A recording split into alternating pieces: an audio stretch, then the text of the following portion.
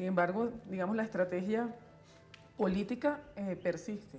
Las declaraciones del presidente Uribe y, digamos, los resultados de la investigación, entre comillas, que se está haciendo de los efectos posteriores del ataque, de la supuesta relación del gobierno del presidente Rafael Correa con la FARC, eso permite leer una estrategia que no ha concluido. ¿Cuál? Pero por supuesto, nosotros seguimos recibiendo los agravios, las supercomputadoras que sobrevivan bombardeos. Entonces, después de bombardear nos encuentran la justificación por el bombardeo, ¿no? Y quieren que seamos nosotros los que demos explicaciones.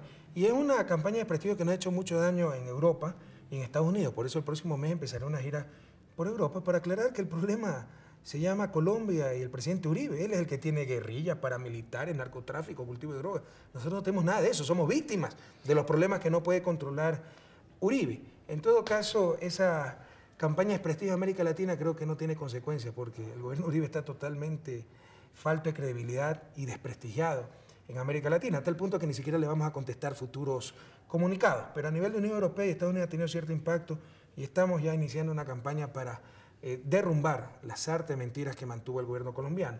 Y sobre las famosas computadoras, le hemos repartido, si viera los documentos que nos mandó Colombia, son vergonzosos, ¿no? Pero le hemos repartido a todas las autoridades de control, a la oposición política en este país para que investiguen lo que quieran.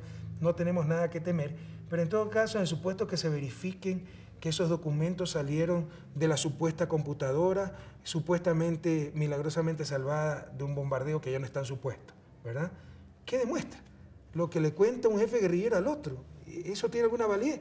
Esos mismos jefes guerrilleros se han pasado años diciendo que Uribe tiene relación con los paramilitares y con el narcotráfico. Entonces hay que creerles ahora y no hay que creerles antes. Por favor, que vayan con esa doble moral a otro lado. ¿Qué documentos le entregó Colombia? Chistosísimo. Nos entregó una supuesta comunicación en que Raúl Reyes informaba de mi delegado Gustavo Larrea, que efectivamente se encontró con Raúl Reyes en un tercer país neutral para liberar rehenes, que dice que era todo un acuerdo político. Y es chistoso, ¿no? Porque utilizan nombres claves, ¿no? A Gustavo Larrea, nuestro ministro de Seguridad, mi enviado, le llaman Juan, pero lo más gracioso es que dicen Gustavo Larrea en adelante Juan. Me explico. Es tan secreto y tan codificado que Gustavo Larrea en adelante Juan. Entonces es una mamarrachada eso, ¿no? Pero incluso para cualquier persona sensata, también dicen que nos han dado $100.000 para nuestra campaña en la primera vuelta. Eso era antes de octubre del 2006. La gran pregunta, si financiaron con $100.000, imagínense lo que es $100.000. Este es uno de los países con mayor control de gasto electoral. Aquí no tenemos política ni parapolítica. Eso pasa en Colombia, no en Ecuador. Aquí hay severos controles para evitar que la droga se infiltre en la política o grupos irregulares se infiltren en la política. En todo caso, le insisto, revisen lo que les dé la gana, pero mira las contradicciones. Teóricamente, en función de esos documentos, antes de octubre del 2006, nos dieron $100.000, lo cual es bastante cantidad de dinero para la campaña electoral. Pero recién 2 años después, dice que estamos hablando para establecer contactos políticos. ¿Cómo se explica eso? Si hasta nos financiaron la campaña, desde el inicio debe haber existido un contacto político. Así que hasta para mentir son torpes, ¿no? Hay bastantes inconsistencias. Ahora, presidente, una vez derrotada toda esa estrategia de Colombia con Estados Unidos detrás, ¿verdad? Derrotada en los escenarios internacionales, en los escenarios de negociación naturales para esto, como fueron la OEA y el Grupo de Río, ¿cuál será el propósito, poniéndonos en los zapatos, de esta insistencia de parte del gobierno de Álvaro Uribe? ¿Será preservar el Plan Colombia? Y aprovecho para preguntarle qué ha significado para Ecuador el Plan Colombia. Ya le digo qué ha significado el Plan Colombia para Ecuador, pero ¿cuál es la intención del presidente Álvaro Uribe? ¿Perpetuar el conflicto? Pues sí vive de eso. Políticamente, un país con tanta psicosis de violencia como Colombia, que venga un pseudo mesías a decirles yo les voy a dar seguridad en base a la guerra, en base al apoyo de los Estados Unidos, de repente presente la cabeza de un jefe guerrillero, eso le da popularidad interna y no le extrañe que con eso esté buscando su tercer mandato, ¿verdad? Y a nivel económico, le insisto, o sea, los miles de millones que le da Washington anualmente al gobierno colombiano sostienen la economía colombiana, así que el mejor negocio para Álvaro Uribe es continuar la guerra. ¿Cuáles han sido las consecuencias del Plan Colombia, plan militarista, guerrerista? Yo sinceramente creo que el conflicto colombiano no se va a resolver por la vía de las armas, pero allá ellos.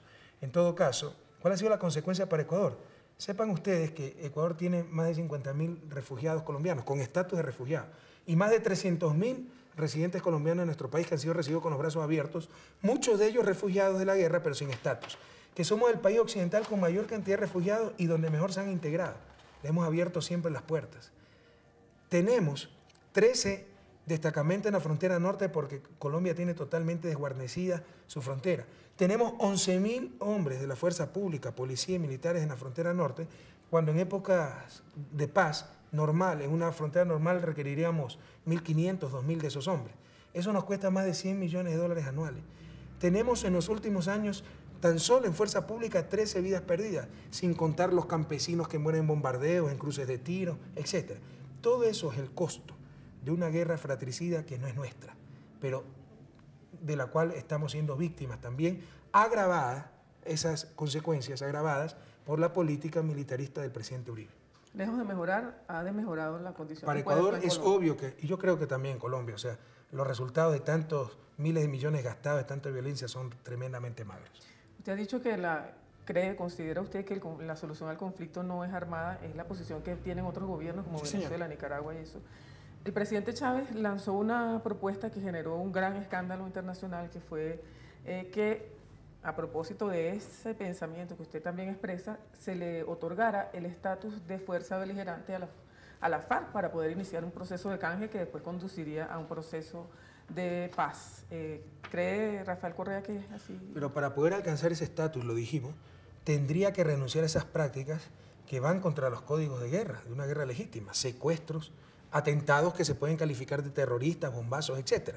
Si la FARC deja esas prácticas y cumple con las condiciones para ser tratada como una fuerza beligerante, es decir, que controle un territorio, que tenga una fuerza armada organizada, que respete los códigos de guerra, los tratados de Ginebra, etc., por supuesto que tendríamos que reconocerla como fuerza beligerante y ahí convertirla en un interlocutor válido para, vía diplomática, vía política, tratar de alcanzar la paz. Pero primero, lo decimos categóricamente, tiene que renunciar a esas prácticas atentatorias a los derechos humanos, al código de guerra, como secuestros, como atentados, y liberar incondicionalmente todos los secuestrados que tienen en su poder. Hemos estado aquí en Ecuador muy bien tratados, muy bien recibidos, por cierto, todo el equipo que ha venido trabajando este tema. Diversos analistas nos han dicho una cantidad de términos jurídicos a través de los cuales podría Ecuador, por ejemplo, intentar una demanda internacional contra el gobierno de Colombia por violación al derecho internacional, por crímenes de guerra e incluso por violación al derecho interno de Ecuador. ¿Está pensada esa posibilidad? Sí, estamos estudiando y trabajando en esas posibilidades.